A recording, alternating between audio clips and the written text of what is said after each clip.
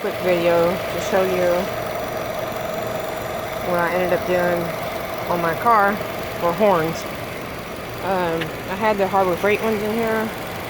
They didn't work worth a darn. So I spent $60 on these right here. They're still not loud enough.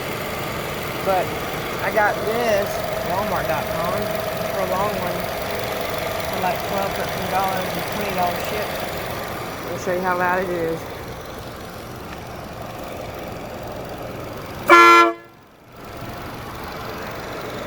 It's actually loud. Unbelievably loud.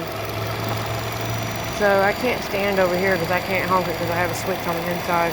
But it was easy to hook this up because I already had the existing wiring. I just jumped from the connections here to this other one. You can't even hear these, but they're a little bit quieter, a little bit higher pitched. And that one is sound like a truck horn. Anyway, I took the red ones out. They were the Harbor Freight. Spent $60 on these, and that one was like $20, and that's the loudest one there is. You can look at my other video to find out how to wire it.